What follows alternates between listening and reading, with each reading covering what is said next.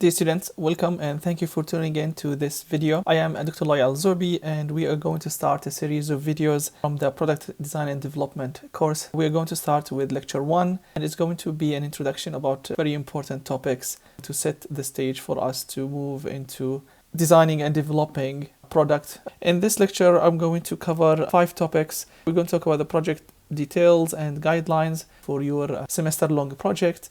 I'm going to also talk about the differences between research, design, and development. And I'm going to talk about what is creating value, how product design development is important for businesses, and what is the role of structured methods, and what are the benefits of integration, which means having people from different backgrounds working with you in your semester-long project. In this video, I'm going to cover the first topic, which is project details and guidelines for the teams. Your team is going to create and submit 3 reports.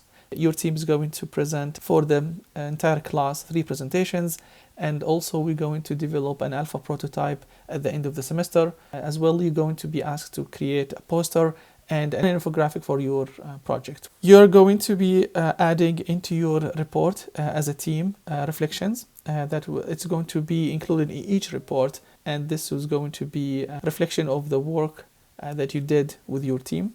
For the prototype, going to be made of parts of similar geometry and the properties as the production version is required. And we're going to create an alpha prototype. So it's not a beta prototype, it's an alpha prototype that is still under development, but it should be functioning. The manufacturing process does not need to be replicated. So your first prototype, we're not going to be focusing in this semester of how to mass produce that prototype. You will have as a team a budget of $150, and that is by design, so that we focus only on the most important component to buy, and everything else we would like to be able to design and develop using 3D printing. So this is a quick overview about the project details. Remember, it's a semester-long project and it's a collaboration between the team members. Your team is going to submit a business case for your project, and it is used to support the product development process and activities.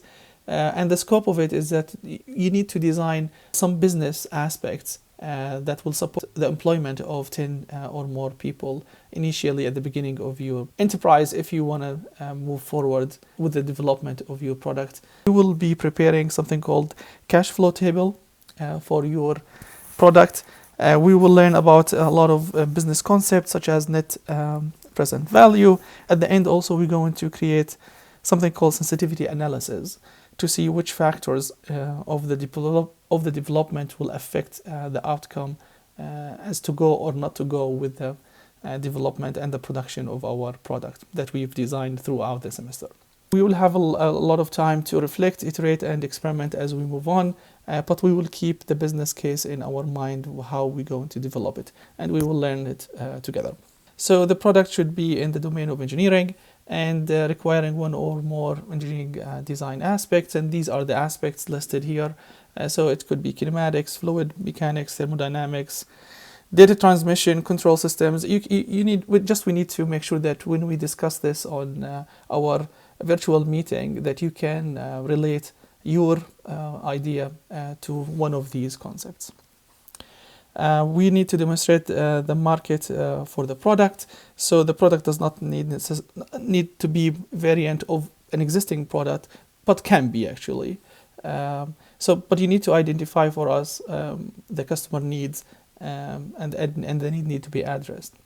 Economic impact does not need to be tremendous, but you're going to see when we use the cash flow table and the sensitivity analysis that a small change or a small portion of the market could be enough for us. Also, the product will have high likelihood to contain less than 10 parts. I would imagine that it's going to be between 3 and 5 parts, just to make sure that we can complete the design process within the 4 months allocated for the semester. We need to be confident about prototyping, and what I mean by that is that within your team, one of you should be good in SolidWorks or design or CAD/CAM, and one of you should be able to purchase things and then assemble parts so that we can have a working prototype toward the end of the semester. We are not expecting any basic technology breakthroughs, and I'm going to discuss this when I highlight the differences between research, technology, and design. And so we don't have time for a lot of scientific research and technological breakthroughs. When you select your concept or you think about your project, I would like from any of you guys to be careful about the fact that you should have access to at least 5 or more of the lead users. And I'm going to explain what does that mean when we talk about identifying the needs.